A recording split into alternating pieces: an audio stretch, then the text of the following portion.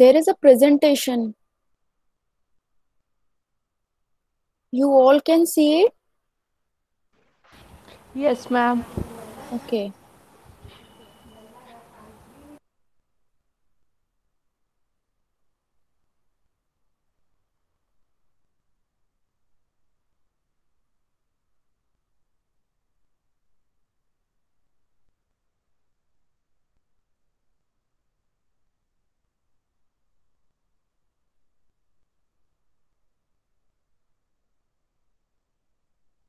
Shall we start or wait for few minutes more? How many is present? 13. Still, students are coming.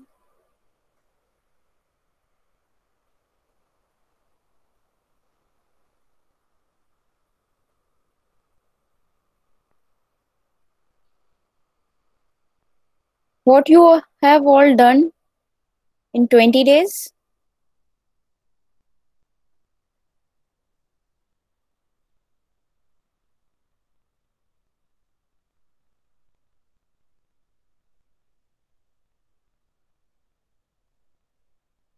What you all have done?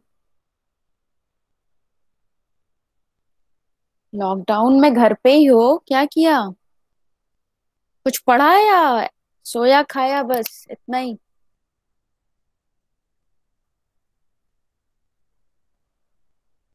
बाप रे, no response.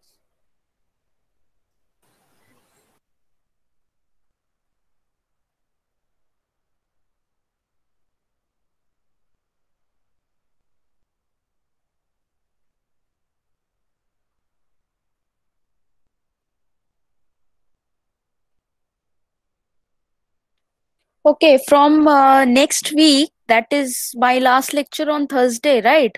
So Thursday is 2 to 4 lecture. I'll take lecture only 2 to 3, and 3 to 4 is your question answer session. Okay, where you all have to be interactive.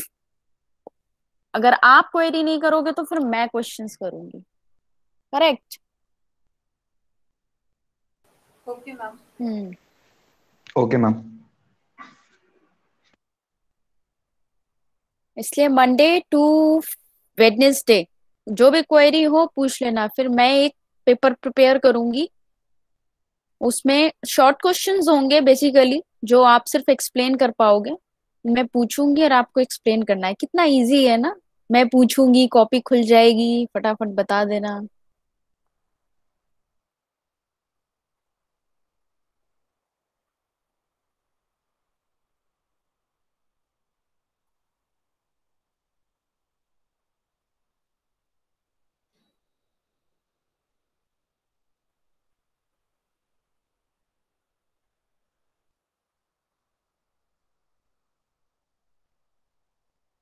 Okay, I'm going to start now. The shoulder instability. सबको दिखाई दे रहा presentation? No ma'am, नहीं दिख रहा है. Ma'am नहीं दिख रहा. ब्लैक है पूरा स्क्रीन. क्या लिख कर आ रहा है? कुछ भी नहीं, ब्लैक. मैम ब्लैंक है, पूरा ब्लैक है.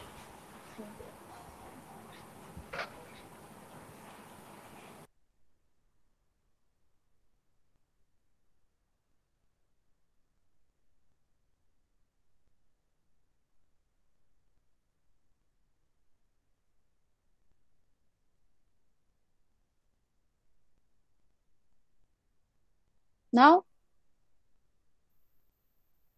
same.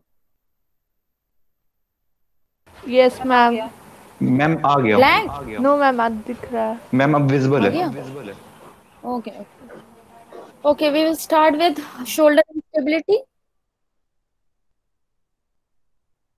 What is happening?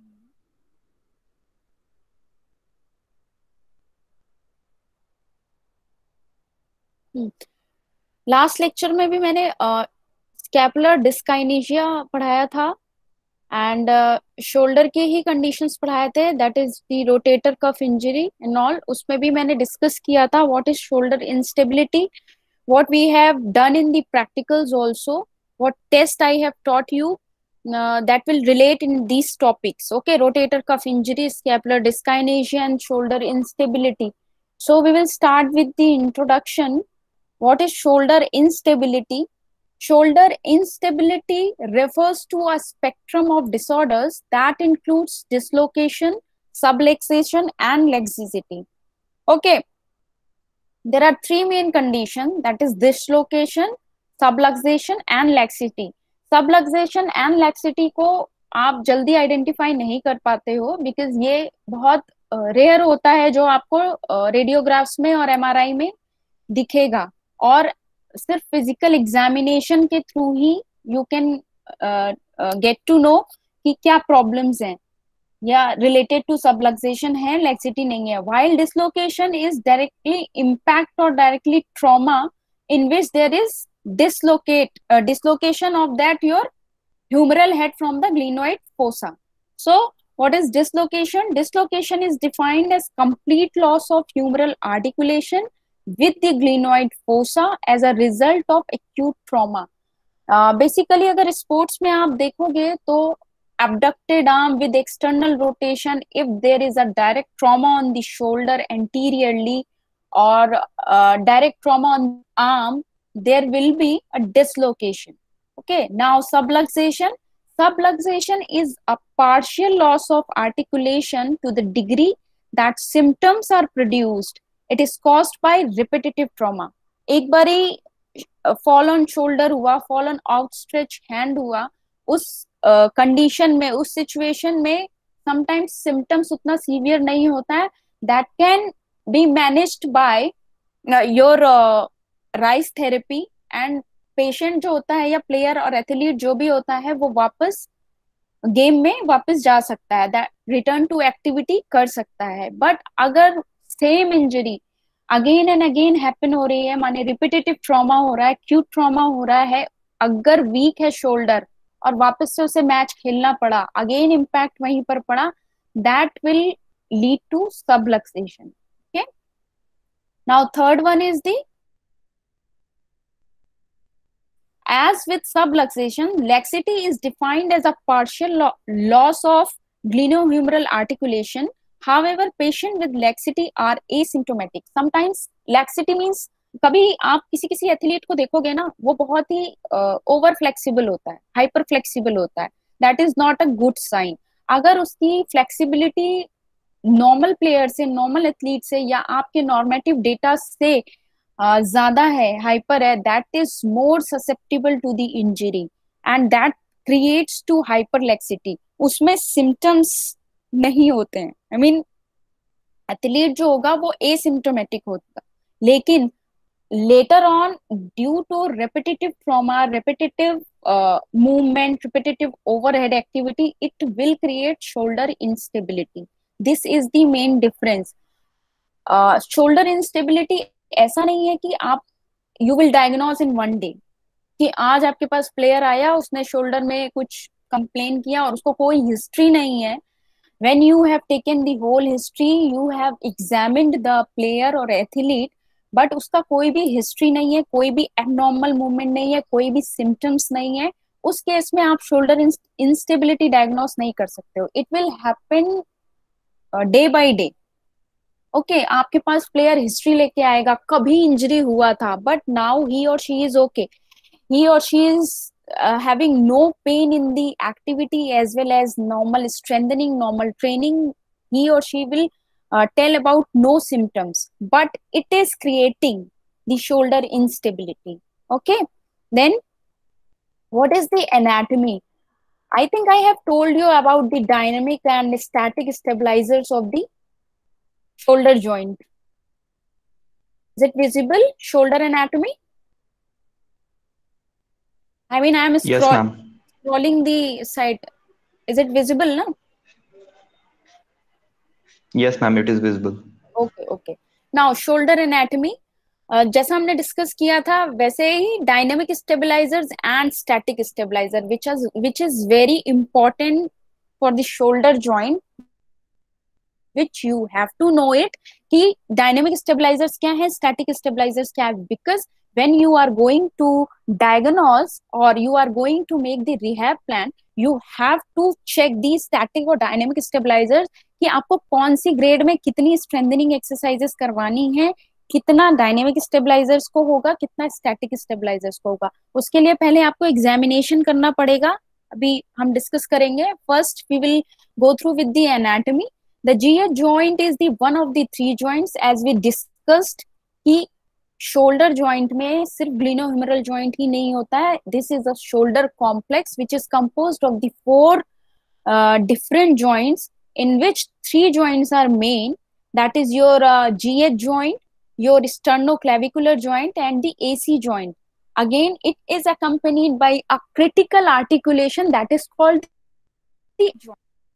It is a scapulothoracic joint where your rhomboids are active, your erector spiny, these muscles are spines, scapular spinal extensors muscle are stabilizing the spine with the scapula, and the scapula which is stabilizing your humerus. These all are in the kinetic chain.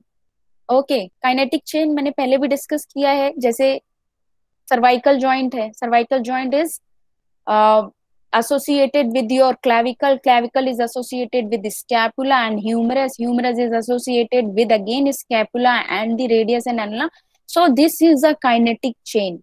One joint, one segment is attached with the another segment and it is leading a smooth movement. Okay, this is a kinetic chain. So अगर कोई भी एक segment affected है, that can lead to the abnormal movement or symptomatic things. Just a second, someone is joining.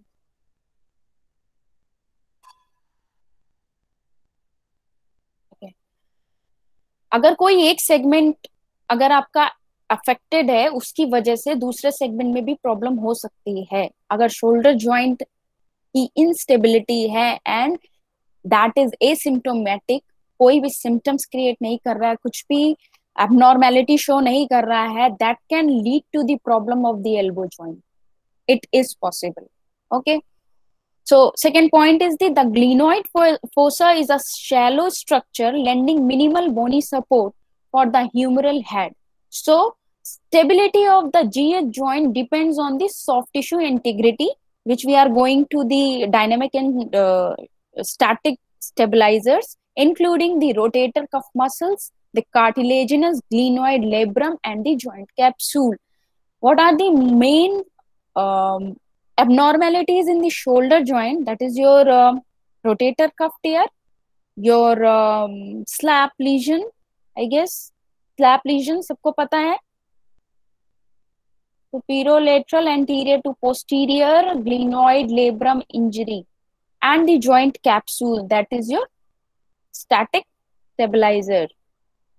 Okay, the joint capsule contains the GH ligaments. These ligaments, along with the rotator cuff muscles and the glenoid labrum, can be further divided into static and dynamic stabilizers of the GH joint.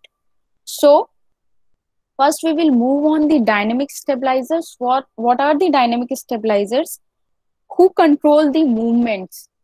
Okay, that includes the rotator cuff muscle, your sits muscle, including the serratus anterior. Why? Because the scapula is attaching to the glenohumeral joint, and the scapular muscles are very important to hold the scapula in the position so that your glenohumeral rhythm is maintained by those muscles. So, including the serratus anterior muscle, the pectoralis and the latissimus dorsi, these larger muscles that surround the shoulder are responsible for controlling scapular stability and the glenoid position. अगर scapular stability नहीं होगी अपनी जगह पर, तो that will affect the glenohumeral joint also, and for producing the forces necessary for GH movements. That is your rhythm also. Now, scapular stability is an important factor in overall stability of the shoulder, much like the foundation of a building. मैंने पहले ही पढ़ाया है, इसीलिए scapular डिस्काइनेशिया में भी मैंने बताया है, जो स्कैपुला के 3 मूवमेंट हैं, that should be maintained at any cost. अगर उसमें कुछ भी प्रॉब्लम हुआ, that will lead to your whole thoracic spine pain and your shoulder joint pain, even the AC joint pain, your collarbone pain, your cervical spine pain. These all affect your particularly these joints. The long head of biceps tendon, which attaches superiorly on the glenoid labrum, is also a stabilizer but may not be truly dynamic because वो सिर्फ hold करके रखता है but stability provide करता है, क्योंकि उसकी वजह से आपका ग्लिनोइड हेड जो है वो सपोर्ट में है. जो फोर्सेस हैं, जो टेंसाइल फोर्सेस हैं, वो आपके इक्वल लग रहे हैं. Okay. The primary function of the rotator cuff is to maintain the humeral head in the glenoid fossa throughout the shoulders ROM. The rotator cuff accomplishes this function through eccentric actions, with the muscle maintaining their strength while they lengthen during movement of the joint. When they lengthen, it creates eccentric movement. So you have to make sure that the player is doing the particular type of movement. If there is any weakness, you should go for that rehab in the proper manner, whether it is needed the eccentric movement or the concentric movement, depend on the weakness, depend on the condition. So next point is the glenoid labrum and the joint capsule serve as the static stabilizer by deepening the glenoid fossa and maintaining negative intra-articular pressure of the joint. The superior, middle and inferior glenohumeral ligament attaches to the labrum and their function is very important for the GH static stability. Correct? अभी तक किसी को कुछ problem है? ये basically ये anatomy थी. Now we will move on to the anterior instability, posterior and multi directional instability. There are 3 types of instability. First is the anterior, second is the posterior, and third one is your multi-directional. So most important is your anterior instability, because in 90% of cases you will go through with the anterior instability cases. Okay, especially in sports there are 2 types of instability that is very common. First is the anterior instability and second one is your multi-directional instability, which depends on your laxity. कितना stretching, कितना flexible है muscle उस player का, उस athlete का, और उसका training process क्या है, जिसकी वजह से चांसेस ऑफ इंजरीज कम है और ज्यादा है when you go through with the FMS. सबको पता है एफएमएस क्या होता है? ओके. मैं बताती हूँ अभी. अब जब आप प्रैक्टिकली आप स्पोर्ट्स पर्सन को और प्लेयर्स को डील करोगे, there are 2 types of assessment. First is your assessment, that is MSK, muscular skeletal screening. इसमें you have to go through all your assessment. Generally जो आप असेसमेंट करते हो सब्जेक्टिव एंड ऑब्जेक्टिव, जैसे जैसे आप करते हो उसमें आपका पूरा फॉर्मेट. आप लोगों के पास असेसमेंट का फॉर्मेट है या आपने पढ़ा है दूसरे सब्जेक्ट्स में, ऑर्थो में, न्यूरो में? Yes ma'am. क्या है फॉर्मेट? आप न्यूरो में भी एक फॉर्मेट है आपके पास? Yes ma'am. जैसे मैम ने ऑर्थो में ऑस्टियोआर्थराइटिस या ऐसे कुछ डिसीजेस के फॉर्मेट दिए थे. Format child. अच्छा, सबका फॉर्मेट दिया हुआ है अलग अलग मैम, पर्टिकुलर डिसीज के बेसिस पे. पर्टिकुलर डिजीज पे. ओके. मैं एक ऑर्थो बोल रही हूँ. मैं एक स्पोर्ट्स का असेसमेंट फॉर्मेट दूंगी, ठीक है? उसमें you have to go through that. Same होता है, असेसमेंट सेम होता है, कुछ भी चेंज नहीं होगा. सब्जेक्टिव सेम रहेगा, ऑब्जेक्टिव पे जब आप आओगे तब भी सेम रहेगा सब. BOSW, BOSM आई थिंक, इसमें बोनी, स्वेलिंग, सारी चीजें आपको वैसे ही चेक करनी है जो मैंने प्रैक्टिकल एग्जामिनेशन अभी करवाया है। कुछ पर्टिकुलरली टेस्ट होंगे जो मैंने बताए हैं, बेसिकली वही टेस्ट होंगे जो आपको उस पर्टिकुलरली कंडीशन में यूज करने हैं, क्योंकि उन टेस्ट के ही अकॉर्डिंग आपकी डायग्नोसिस कंफर्म होगी। ठीक है, मैं भेज दूंगी एक, फिर भी मैं एक और मैंने अभी एक चैप्टर लिखा है एक बुक का, उसमें एक फुल असेसमेंट प्रोग्राम है पर्टिकुलरली इन स्पोर्ट्स, मैं वो शेयर कर दूंगी। ठीक है, वो बुक तो अभी लॉन्च नहीं हो रही है, तो मैं वो एक पर्टिकुलरली वो सेगमेंट है स्पोर्ट्स असेसमेंट का, उसमें सारा कुछ आएगा including your dermatome, myotome, MMT and bony assessment, particularly all range of motion and कौन से टेस्ट पे कौन सा आपका डायग्नोसिस बनेगा, वो सारा है, वो मैं भेज दूंगी। ठीक है, तो वो आप एक बार प्रैक्टिस कर लेना, जब भी पेशेंट देखोगे आपको तभी प्रैक्टिस होगा। ठीक है, उसमें आपको चेक करना है, उसमें सारा आएगा आपका proximal joint and distal joint also, सारा असेसमेंट है उसमें, तो वो मैं आपको सेंड कर दूंगी, वो आप पढ़ लेना, फिर हम डिस्कस कर लेंगे आगे। क्या पढ़ा रही थी मैं, कहाँ से कहाँ पहुंच गई? ओके, एंटीरियर इंस्टेबिलिटी पढ़ा रही थी ना, yes how ma'am. To diagnose. Okay, जब स्पोर्ट्स पर्सन को आप देखोगे ना, सबसे ज्यादा केसेस आपको 90% केसेस आपको एंटीरियर इंस्टेबिलिटी के मिलेंगे, on the ground assessment, on the ground management में भी मिलेंगे, ऑन फील्ड इंजरी पे मिलेंगे। अगर कोई प्लेयर है और डायरेक्ट ट्रॉमा हुआ उसको, प्लेयर को ऑन द शोल्डर, और he or she dived on that particular shoulder with arm abducted, externally rotated, that will lead to the anterior instability. Okay, in short बताया मैंने। So anterior instability, the most common type of GH instability, can be due to either dislocation or subluxation. As many as 85 to 95% of all shoulder dislocations occur anteriorly. Men aged 18 to 25 years are more susceptible to this injury. Anterior glenohumeral injuries usually occur when the shoulder is in abduction and external rotation, the weakest position of the GH joint biomechanically. This is the most weak position of that particular joint, जिस position में सबसे ज्यादा anterior dislocation के chances होंगे. It has been termed the classic position for the anterior instability. So if you are busy on the ground, if you are not able to see the mechanism of injury of that particular player, just ask to the player, जब वो गिरा था या जब उसको injury हुआ, particularly उसका arm, उसका हैंड पोजीशन क्या था, ये आपको पूछना पड़ेगा प्लेयर से. जितना आप हिस्ट्री से उसका मैकेनिज्म ऑफ इंजरी क्लियर कर लोगे, that will be easy for you.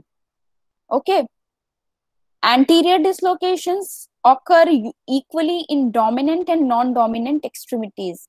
Associated rotator cuff tears are frequent before age 40. A patient with anterior dislocation presents holding the arm in slight abduction and internal rotation and reports pain with any attempt to rotate the arm. Movement होगा ही नहीं अगर उसको anterior dislocation हो गया है. There is no point to check the movement. वो जिस position में हाथ लेकर आएगा, अगर आप उसको आइसोमेट्रिकली भी बोलोगे मूव करने के लिए, वो नहीं कर पाएगा. Okay, the mass may be palpable over the anterior shoulder.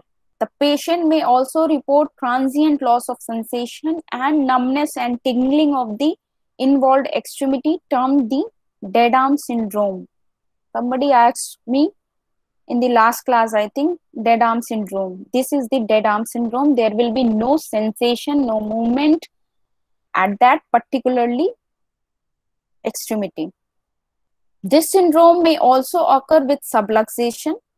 Axillary nerve injury is not unusual with anterior dislocations.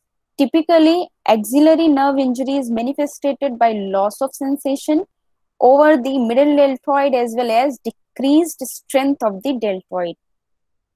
Okay.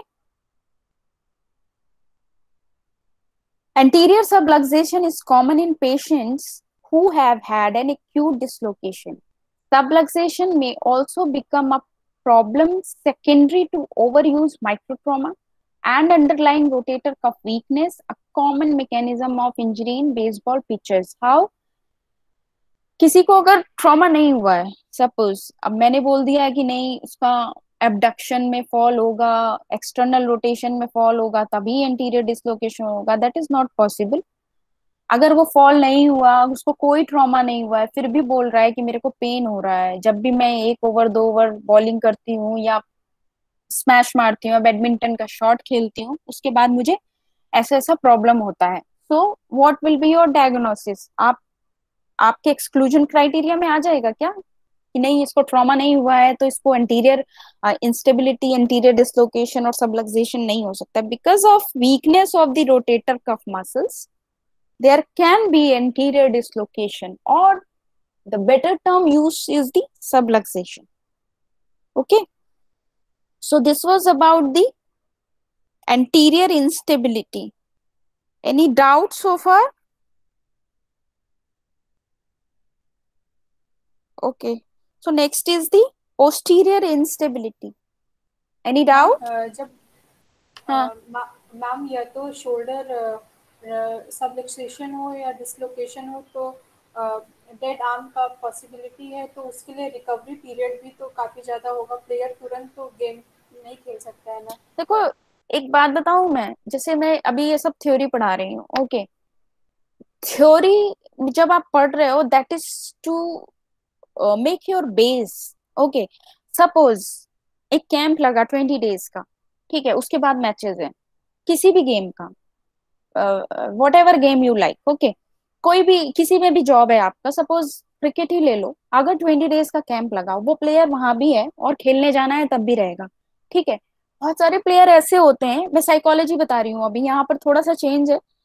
20 days में कैंप लगता है और प्लेयर्स को नहीं पता होता है कि हमारा सिलेक्शन होगा कि नहीं होगा, उसका रोटेटर कफ वीक है, मैं एक एग्जांपल दे रही हूँ, उसका रोटेटर कफ वीक है, anyhow she is managing or he is managing to perform in the camp, वो आपके पास आ ही नहीं रहा। एंड अगर आपने एमएसके लिया है, सर्टेन टेस्ट होंगे जो उसके पॉजिटिव होंगे, on that behalf you can not exclude the patient from the team.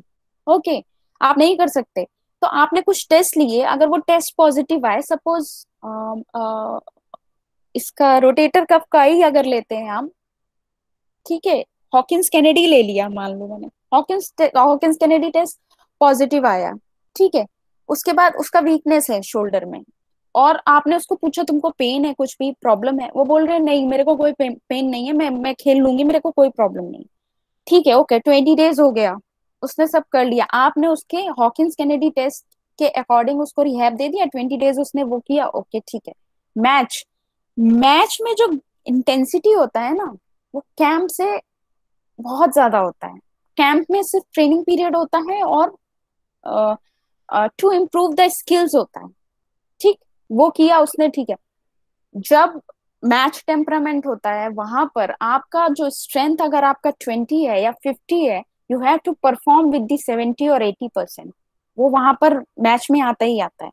उसने एक मैच खेला, जो प्लेयर था आपके पास आया, उसके बाद मैच खेला, उसके बाद आपके पास आ रहा है और उसने बोला नहीं मेरे को बहुत पेन हो रहा है, मैंने आज 4 ओवर डाला, over head activity, fast bowler थी अगर वो, और उसने अगर 4 ओवर डालने के बाद आपके पास आ गई, बोल रही नहीं मैम अब नहीं हो रहा है मेरे से, मेरे को हाथ में बहुत दर्द हो रहा है, मेरे से उठाया भी नहीं जा रहा, and you are observing that dead arm syndrome, ठीक है, आपने उस टाइम देखा, you can not do anything on that condition because match चल रहा है, you have to manage for that day, you have to manage that on that day, giving the NSAIDs, rice therapy, taping, whatever. Match खत्म होने के बाद go with the full assessment program, inform the coaches and take your time, जितना भी लगता है, this is the process। अब ये नहीं है मैंने यहाँ बोल दिया डेड आर्म सिंड्रोम है, तो अगर एक प्लेयर आपके पास डेड आर्म सिंड्रोम लेके आ गया, मैच चल रहा है और आपने उसको बाहर बिठा दिया, ऐसा नहीं होता है।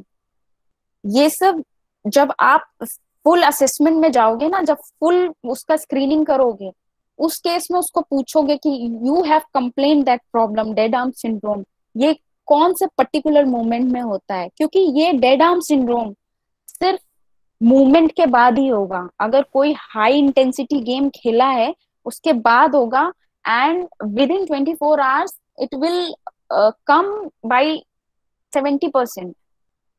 आइसिंग करने से, रेस्ट करने से, मेडिसिन लेने से 70% उसका कम हो जाएगा। अगेन जब वो जाएगा ना वापस गेम में, अगर सपोज आज ठीक हो गया, आपको लगा नहीं आज तो ठीक हो गया, कल का मैच भी परसों का मैच भी खेल लेगी, आपने उसको परसों बोल दिया, फिर से जब वो करेगी 4 बॉलर, फिर से 4 ओवर डालेगी, तो वापस से टर्न जाएगा। until and unless you will not treat that particular cause, that is your rotator cuff weakness either scapular muscles weakness, वो आपका लंबा प्रोसेस है, that will take time, then you have to treat accordingly। understood? I think ज्यादा बता दिया है, समझ में आया कुछ? यस मैम, आ गया। मैम। ठीक है, हाँ, okay, so shall we move on posterior instability? Yes, ma'am. Okay, posterior instability, that is especially traumatic dislocation and is less common than anterior instability. While posterior instability may be result of trauma in athletes, it typically stems from an episode of generalized muscle contraction such as seizures or a severe electric shock. Or after posterior dislocation, the shoulder adductors and internal rotators, just opposite to the this anterior instability, which are generally stronger than the abductor and external rotators, contract, adduct, flex, and internally rotate the humeral head. This is the particularly movement in the posterior instability. The humeral head loses its congruency with the posterior labrum and glenoid, dislocating posteriorly. Standard shoulder radiographs do not demonstrate posterior displacement of the humeral head. Therefore, this diagnosis is missed acutely about 50% of the time. There is not particularly mechanism of injury जिसकी वजह से आपको suspect हो कि नहीं ये posterior instability का case होगा, और होगा भी तो बहुत माइनर डिग्री होता है, that can be diagnosed through the physical examination and you can treat them accordingly, or the grade of the injury. Now the multi-directional instability, this is because of laxity, poor laxity or hyperlaxity. Multi-directional instability is associated not with an acute dislocation but rather with congenital hyperlaxity of the GH joint capsule or the development of generalized joint laxity in association with rotator cuff weakness. जिसकी laxity ज्यादा होगी उसकी weakness होगी muscles की. So you have to focus on more the strengthening process of that particular stabilizers, whether it is dynamic stabilizer, whether it is static stabilizer. Okay. So patient with congenital hyperlaxity of the shoulder generally have laxity of other joints as well. Obviously, the capsular laxity may develop in athletes without congenital laxity if they perform repetitive and overhead motions. This is very common क्योंकि उनको पता ही नहीं होता है उनका joint कितना degree पर कितना इंटेंसिटी से मूव करना चाहिए. So they just create a force, and when these forces are repetitive and high intensity, this will create a diagnosis. This will create your abnormal movement. Joint is accompanied by a rotator cuff injury. Pathologic multidirectional instability may occur. Patient may note weakness and weight pain with activity. The weakened rotator cuff allows subluxation of the humeral head. So this is all about the types of instability, anterior, posterior, and multidirectional. So now the diagnosis, identifying the type of shoulder instability depends on a thorough history and physical examination. This is very important than the X-ray and MRI.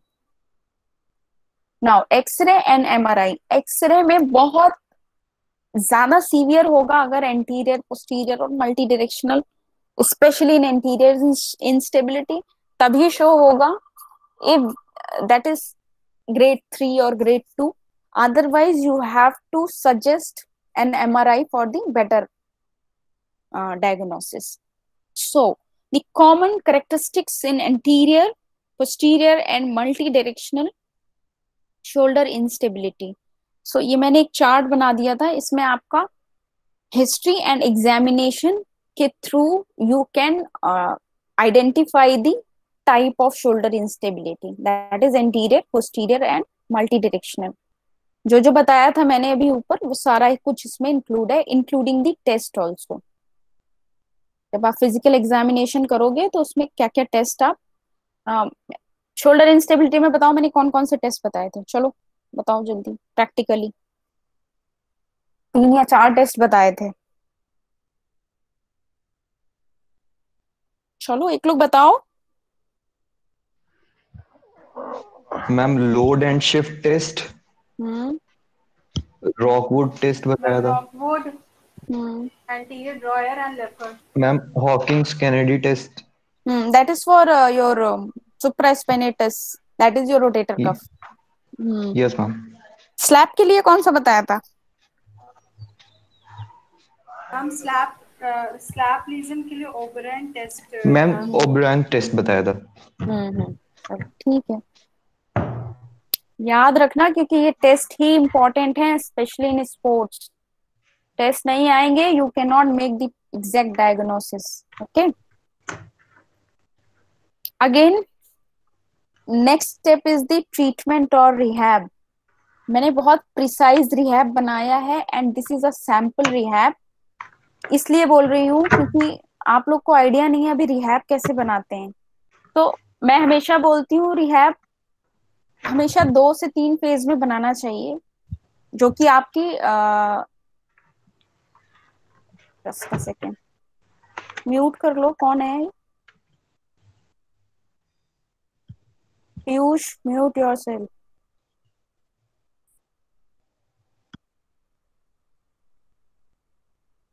Acute, सब acute and chronic phase. Basically in 3 steps में ही rehab बनेगा. पहले भी मैं बता चुकी हूँ कि आपका रिहैब किस फेज में क्या चीज डालनी है.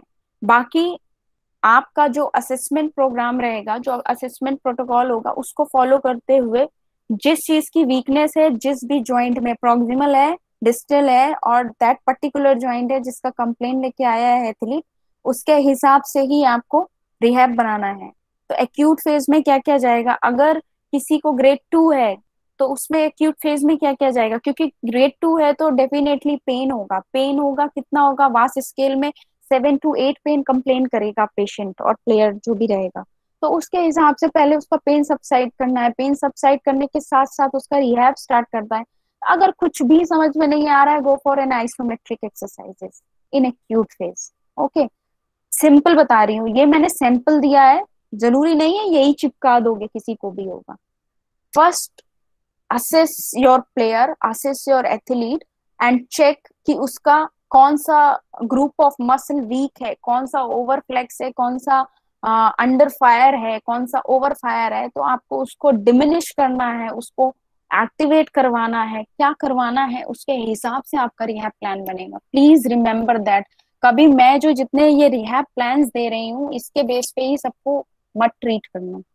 According to your assessment you have to make your own rehab plan with which fulfill your players demand.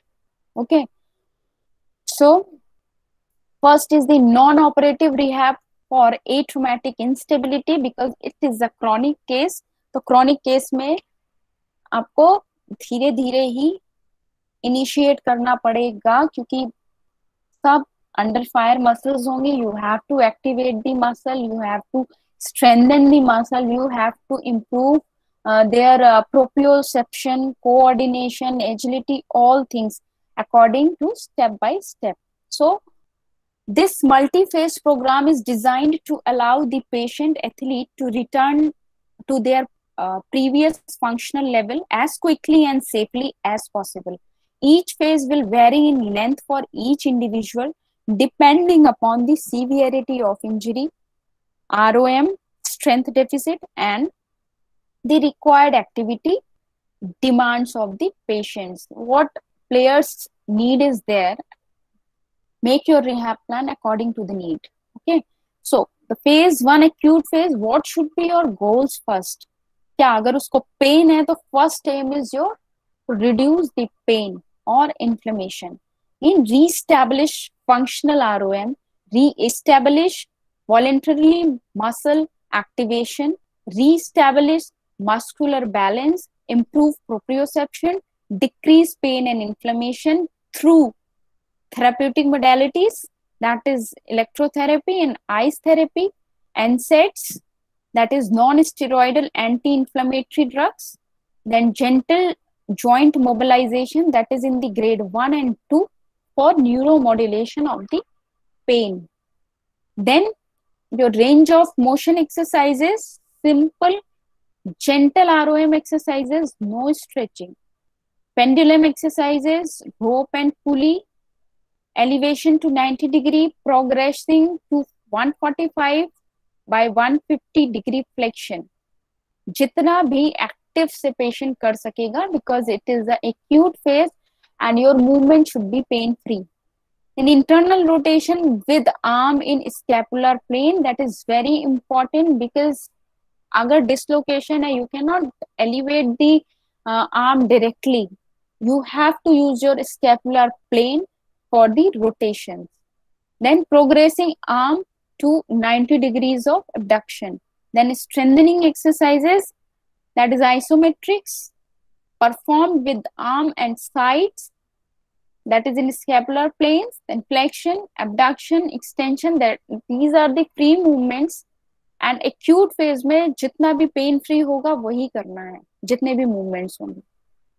Then scapular isometrics, biceps isometrics, retraction, protraction, elevation, depression, all movements of scapula.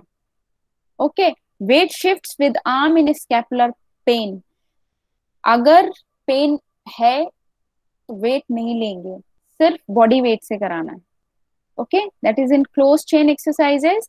Then rhythmic stabilization in supine position, external internal rotation at 30 degree of abduction, flexion extension at 45 and 90 degree of flexion.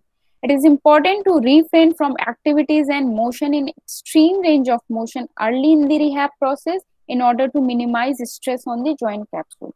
These all movements should be done but in the pain free ROM. अगर किसी भी range में ये लिखा है और अगर किसी को भी उस रेंज तक जाने में भी पेन होता है, stop that movement immediately. Okay. Then proprioception, kinesthesia, and active joint reposition drills for internal and external rotation. Then moving on the second phase, that is intermediate phase, and what should be the goal? Normalize orthokinematics of the shoulder complex. Remember, shoulder complex means all four joints of your shoulder. Regain and improve muscular strength of GH and scapular muscle. Improve neuromuscular control of the shoulder complex. And enhance proprioception and kinesthesia.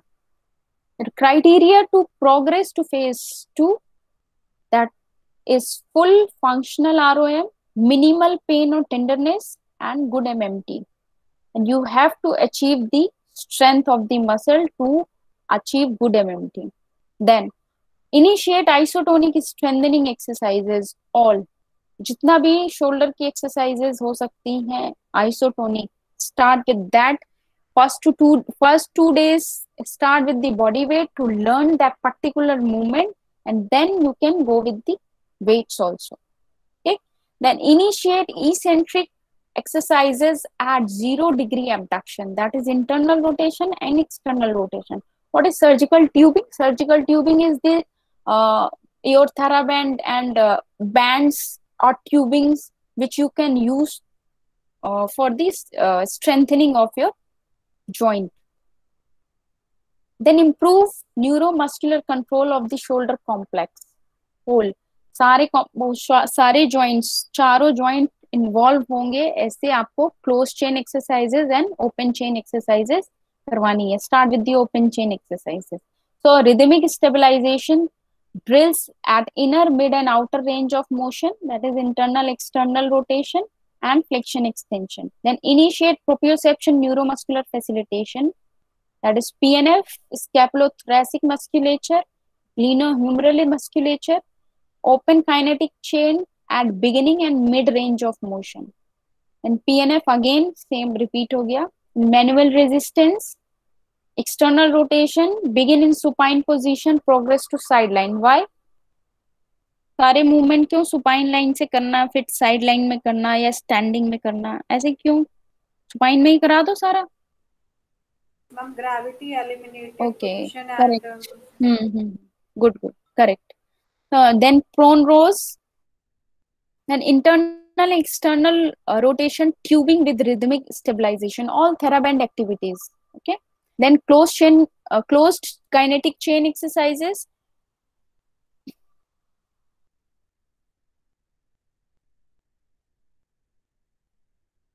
Wall drills, that is particularly for the scapular muscles. Weight shifts had on ball. Initiate core stabilization drills, abdominal muscles and the extensors, spinal extensors muscles. Then gluteal strengthening also, because we are treating as a chain. We are treating particularly shoulder joint as a chain, because if a player or athlete is using their shoulder, the force comes from the feet. Okay. So continue use of modalities as needed. It is not necessary to give modalities all the times. Okay. So now moving on the third phase, that is advanced strengthening phase.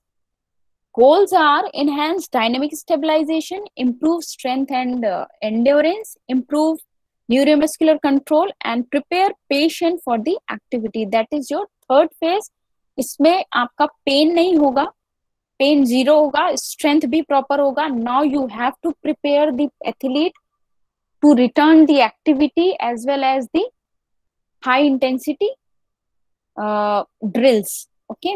Now criteria to progress to phase 3 is the full non-painful range of motion, no pain or tenderness, continued progression of resistive exercises and good to normal muscle strength. Okay.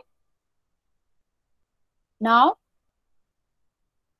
continue use of modalities as needed, not necessary. Continue isotonic strengthening, that is PRE, that is progressive resistance exercises according to the strength of the player. Fundamental shoulder exercises too. Then continue eccentric strengthening. Emphasize PNF exercises, that is D2 pattern with rhythmic stabilization hold with the Swiss ball also. Continue to progress neuromuscular control drills. इसमें सारी exercises आएंगी, but you have to make sure that your patient will be doing the particularly drills to improve the neuromuscular control. Okay, that is in open kinetic chain. And PNF and manual resistance exercises at outer range of motion, closed kinetic chain, push-ups, medicine ball exercises, rocker board exercises, push-ups with stabilization onto ball, wall stabilization drills onto the ball. Then program scapular neuromuscular control training. Shoulder को treat करने के बाद they are going to the scapular neuromuscular control training. Okay, so next is the emphasize endurance training, time bouts of exercise 30 to 60 seconds, increase number of reps to improve the endurance, and the multiple bouts during day. And after doing these drills, the patient is ready to return to activity.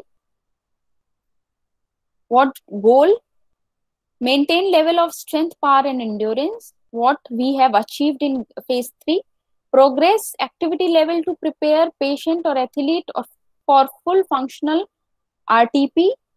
Criteria to progress to phase 4 is full non-painful range of motion, no pain on tenderness, satisfactory isokinetic test, satisfactory clinical examination, and then continue all the exercises of phase 3 and educate the patient to maintain this integrity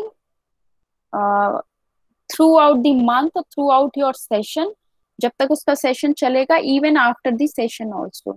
because आप patient education में ये रहेगा कि आपको उसको educate करना है कि अभी तो नॉर्मल है, now you are ready to play, return to play, and अगर कुछ भी प्रॉब्लम सेम फील होता है तो तुरंत आप रिपोर्ट करो, आप मुझे बताओ कि क्या और प्रॉब्लम है या नहीं है, किस तरह से प्रॉब्लम्स आ रहे हैं या पर्टिकुलरली सेगमेंट में प्रॉब्लम आ रहा है, so you can treat that particularly segment. So these are the rehab process. Okay, so this finishes your anterior instability. If any query, please ask.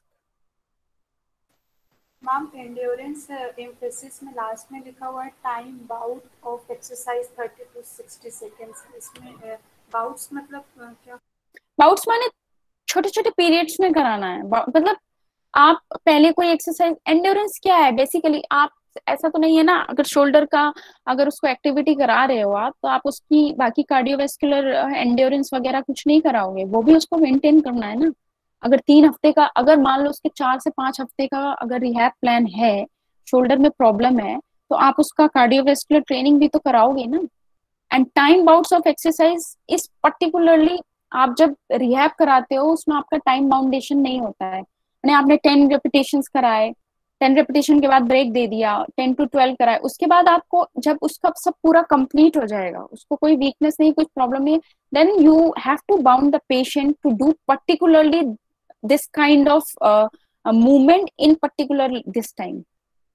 उसको टाइम लिमिट देना है और उस टाइम लिमिट में ही वो एक्सरसाइज. बाउट्स मीन्स माने कि जैसे छोटे छोटे पार्ट्स में कराना है उसको.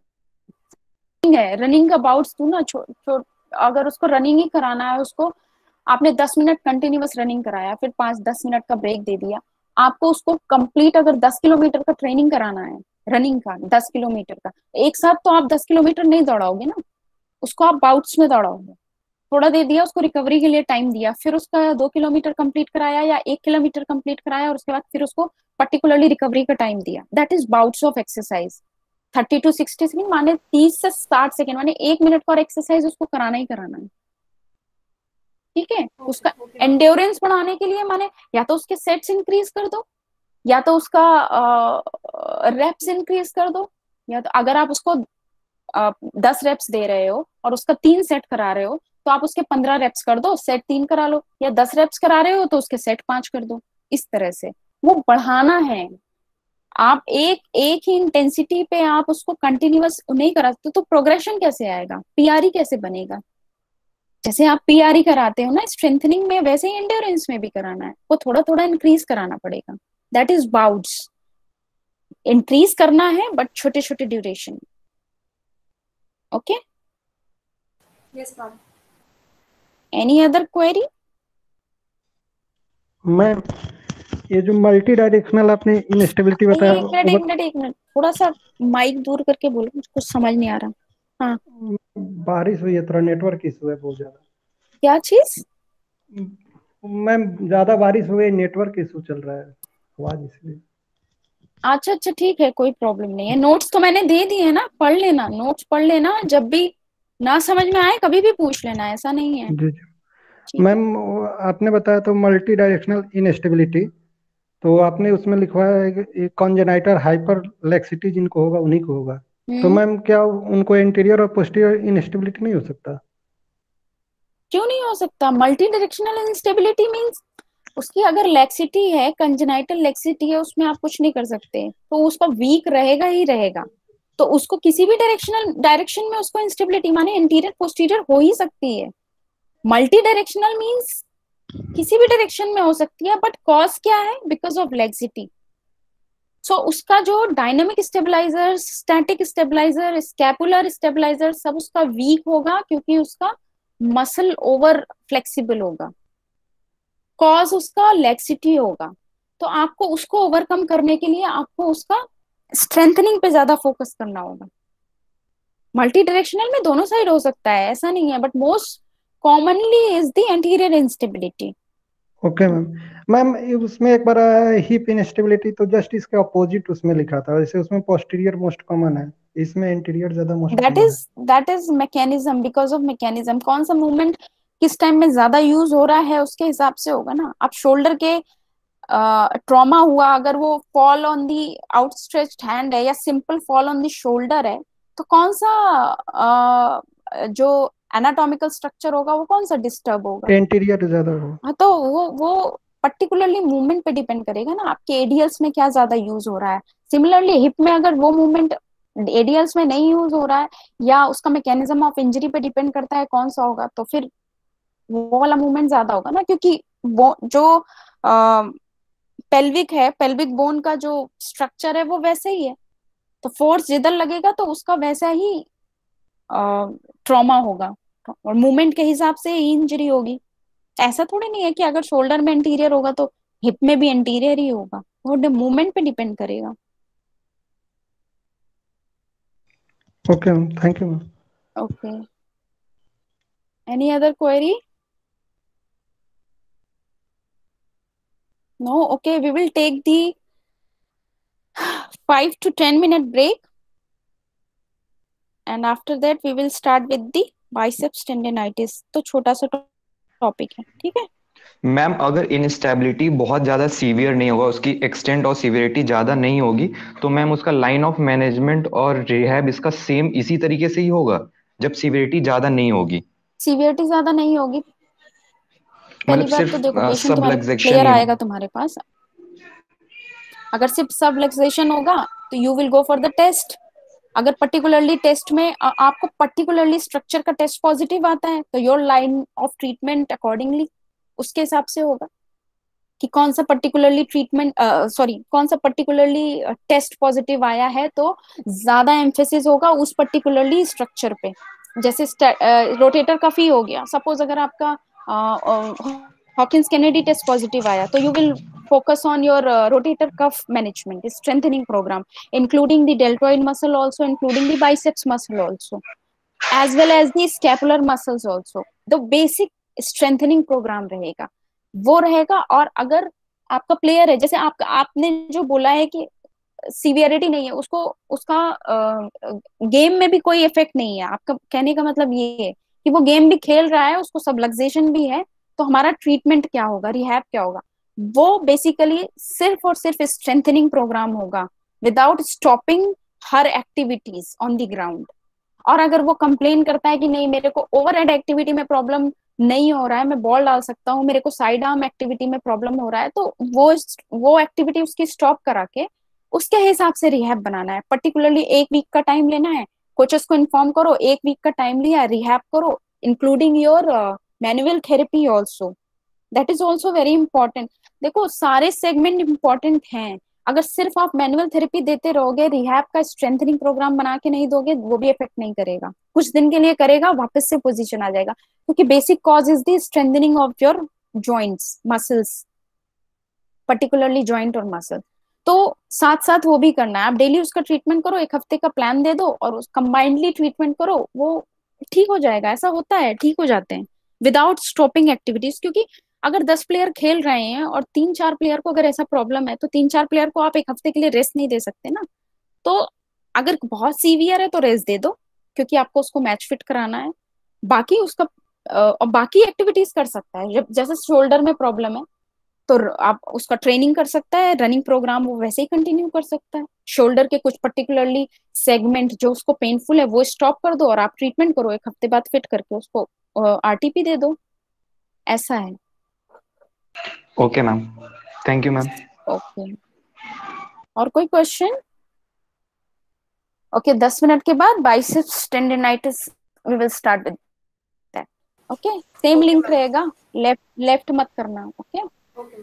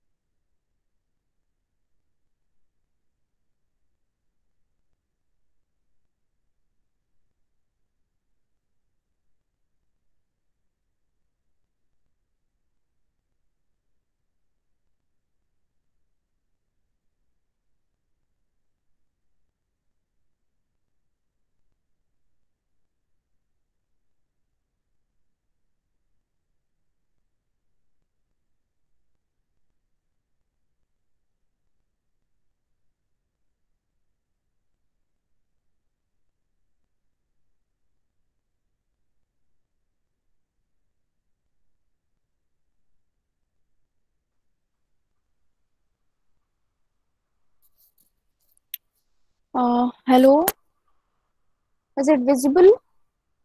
Biceps tendinitis or tendinopathy? Yes, ma'am. Okay, this is a short topic. We'll start to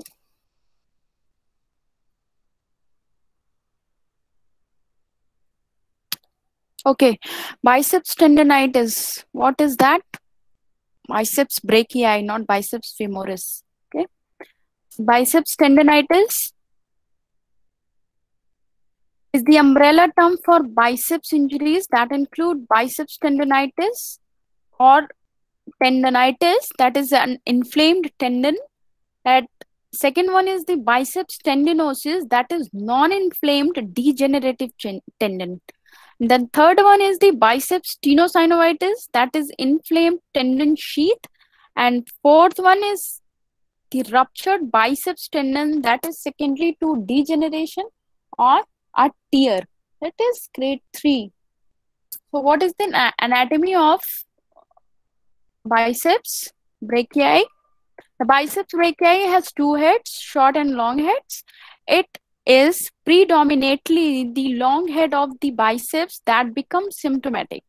The biceps long head passes over the head of the humerus, that is ball joint, and attaches to the top of the shoulder socket. The long head of biceps acts as a shoulder joint stabilizer through depression of the humeral head. Biceps tendon travels through the bicipital groove on the front of the shoulder ball, which is where most inflammation site, that is usually because of friction related, happens. If inflammation is the cause, it will be diagnosed as either a biceps tendonitis or tenosynovitis. This is the anatomy, as you know. And what is the etiology of that tendinitis? Biceps tendinopathy is rarely seen in isolation. It is along with the shoulder joint because of the anatomical junction. It is caused by overuse, tendon impingement, shoulder joint instability, or trauma. Therefore, it coexists with other pathologies of the shoulder, including rotator cuff impingement syndrome, rotator cuff tears, labral tears, slap lesions, and shoulder instabilities. इससे पहले shoulder की सारे conditions मैं आपको बता चुकी हूँ जिससे ये रिलेट हो सकता है. आइसोलेशन में तो बाइसेप्स ब्रेकियाई बहुत ही कम दिखता है. मेनली आपको थ्रोअर्स में दिखेगा, जिसमें प्लेयर्स जो होंगे वो आपको कंप्लेन करेंगे कि नहीं मेरे को थ्रोइंग में पेन हो रहा है, बट ओवरहेड एक्टिविटी में कोई पेन नहीं हो रहा है. Then you will go again for the assessment of the whole shoulder joint, where you will find that the area of the pain is the arm, front arm, and after throwing the arm pain is like 9 out of 10. Normally patient complains or player complains, and after the rest for 2 days it is okay. So this is the common symptom. So it is common in sports that involve throwing, swimmers, gymnasts, and some contact sports also. So occupations that involve overhead shoulder work or heavy lifting are at risk. Again, क्यों? क्योंकि आपका जो long head of biceps है वो shoulder के top area से travel करता है. तो अगर ओवरहेड एक्टिविटी में भी पेन आ रहा है, so always check for the biceps brachii. Then what are the symptoms? Pain in the region of the anterior shoulder located over the bicipital groove, occasionally radiating down to the elbow. Okay. Then overhead activities usually reproduces pain, especially those positions that combine abduction and external rotation. Example cocking to throw, जो मैंने अभी बताया कि मेरे को overhead activity में कोई problem नहीं हो रहा है, सिंपली जब मैं थ्रो करने जा रही हूँ, साइड आर्म थ्रो कर रही हूँ या कर रहा हूँ, तब मुझे पेन हो रहा है. वो भी शोल्डर में पेन होता है and it travels from the front of the arm to the elbow joint. and back of the arm to the elbow joint. It is a radiating pain from the shoulder. Generally players यही complain करते हैं, ये उनका main symptoms होता है, ठीक है. So always check biceps brachii along with the rotator cuff. Okay. The next point is that the pain is often aggravated by shoulder flexion, forearm supination, and elbow flexion. Some patients describe muscle weakness and clicking or snapping with shoulder movements. Okay. These are the symptoms at the chronic stage. The symptoms are alleviated by rest and ice. Then what will be the diagnosis? Bicipital tendinopathy diagnosis will be based on symptom history and a clinical examination along with the special test. Then ultrasonography and MRI are the investigations to reveal the extent of injury, either it is grade 1, 2 or 3. Now the treatment is based on the severity of the tendinopathy, but also needs to address the cause of tendinopathy since this condition is rarely an isolated injury. Again, जितना भी अभी तक shoulder joint में पढ़ाया है, अगर कुछ भी pain है, please check for the whole shoulder complex. Is it an AC joint injury? Is it an shoulder joint injury, labral injury, scapular dyskinesia, whatever it is. Okay. Then biceps tendinitis or tendinosis may respond to analgesia with NSAIDs, acetaminophen to avoid the side effects of NSAIDs, ice, rest from overhead activity or physical therapy. Until and unless जब तक pain zero नहीं आएगा, with the rest, don't give any physical therapy or exercise protocol. Then rehab of an athlete's shoulder involves 4 phases. First one is the rest. Second one is the stretching exercises of the scapula, rotator cuff and posterior capsule. Third one is the strengthening. According to your physical examination, which component is weak, which component need stretching exercise, according to that, with the strengthening program. A progressively difficult throwing program. The patient may begin exercises after the shoulder is pain-free. The goal of stretching is to regain a balanced ROM with stiffness or pain in any position. The stretching program should include the hamstrings and low back as well. A subtle loss of motion in the low back and hamstrings may lead to a major imbalance of the shoulder stabilizing ligaments and the scapula. Then fourth one is a throwing program may be started after the rotator cuff, scapular rotators and the prime humeral movers, that is the pectoralis major, latissimus dorsi and deltoid are strong enough. Same program applies to the non-athlete, but with less emphasis on throwing. If additional therapy is needed for the pain relief, an injection of local anesthetic, that is, for example, 1% of lidocaine with or without a mild corticosteroid solution into the biceps tendon sheath. Then if this is the case of surgery, then what is the treatment protocol? Surgery should be considered if conservative measures fail after 3 months. Then the structures causing primary and secondary impingement may be removed and the biceps tendon may be repaired if necessary. Then debridement should be performed if less than 50% of the biceps tendon is torn. Biceps tenodesis may be considered in serious tear or rupture. This involves the attachment of the cut biceps tendon to the bicipital groove or transverse humeral ligament with suture anchors or screw. This is basically seen in the contact sports if the debridement is needed. Then a biceps pinotomy may be performed to remove the ruptured biceps tendons from the glenohumeral joint, and tenodesis may be avoided without significant loss of arm function. Okay, this finishes your biceps tendinitis. Basically this is combined a shoulder joint problem. अगर आपका कुछ भी suspected लगता है, आप examination करिए, physical examination करिए, special test करिए, उसके अकॉर्डिंग आप अपना डायग्नोसिस बनाइए एंड रिहैब प्लान बना सकते हैं। Okay, so this finishes your biceps tendinitis, and this was all about today's class. Now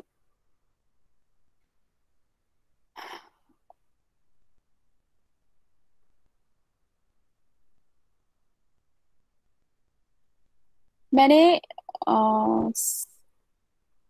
topics पूछे थे, तो नैन्सी ने मुझे भेजा था सारा।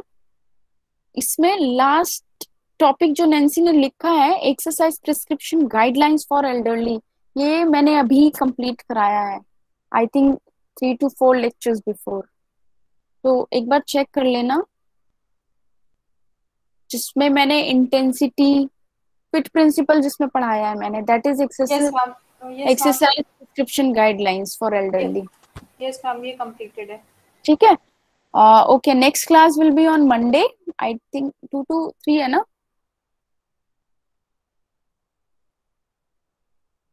2 to 3 होती है मंडे को। Yes ma'am. हाँ ठीक है, तो we will meet on Monday. अभी तक कोई क्वेरी है, कुछ समझ में नहीं आया तो पूछ लो।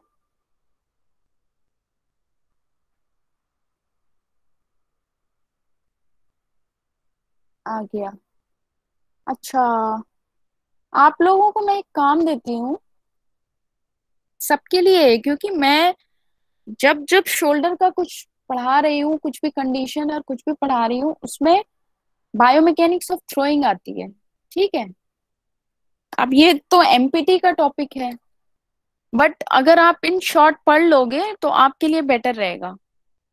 ठीक है, 3 फेजेस होते हैं इसमें, आप लोग अपना अपना प्रिपेयर करके लाओ, मंडे को मैं डिस्कस कर दूंगी इन शॉर्ट। मैं कोई नोट्स नहीं दे रही हूँ, मैं बता दे रही हूँ कि बायोमैकेनिक्स ऑफ थ्रोइंग क्या होता है और कहाँ से कितना फोर्स जनरेट होता है। क्योंकि जब भी आप लोग शोल्डर के बारे में कुछ भी पढ़ रहे हो, तो बार बार थ्रोइंग मैकेनिक्स आ जाती है उसमें। जैसे अभी मैं इंस्टेबिलिटी में भी पढ़ा रही थी, तो उसमें भी आया था, कॉकिंग फेज का आया था। ठीक है, तो एटलीस्ट आपको नाम पता हो जाए फेजेस में, कौन सा कॉकिंग फेज है, कौन सा अर्ली कॉक है, लेट कॉक है, और डिसेलरेशन फेज है, एक्यूट फेज है, कहाँ से फोर्स जनरेट होता है। ठीक है, तो इन शॉर्ट मैं आपको मंडे को एक्सप्लेन कर दूंगी। सो आपका पूरा कंप्लीट हो जाएगा शोल्डर जॉइंट। शोल्डर में जितनी भी कंडीशंस थी मैंने अब तक पढ़ा ही दी है ऑलमोस्ट। एसी जॉइंट इंजरीज बचा है शायद, हाँ बचा है, 1 मिनट चेक करती हूँ। एसी एसी एसी, हाँ एसी जॉइंट इंजरीज बाकी है। बाकी यूनिट 5 में से सब कुछ कंप्लीट हो गया है आज। मंडे को पढ़ाऊंगी एक्रोमियो क्लेविकुलर जॉइंट इंजरीज और आपका थ्रोइंग बायोमैकेनिक्स। ठीक है, तो आपका यूनिट 5 कंप्लीट हो जाएगा। ठीक है, प्लीज आप लोग पढ़ के आना, थोड़ा इंटरनेट से ही पढ़ लेना, डाल देना throwing mechanics, biomechanics of throwing डाल देना, उसमें फेजेस आ जाएंगे, पिक्चर्स बन के आ जाएंगी। तो एटलीस्ट आप वो पिक्चर्स अपने पास रखना, मैं प्रेजेंटेशन प्रिपेयर कर लूंगी तो मैं आपको इन शॉर्ट बता दूंगी पिक्चर्स के साथ। ठीक है, okay Okay, ma'am. Thank you, ma'am. Okay, thank you. Thank you, ma'am.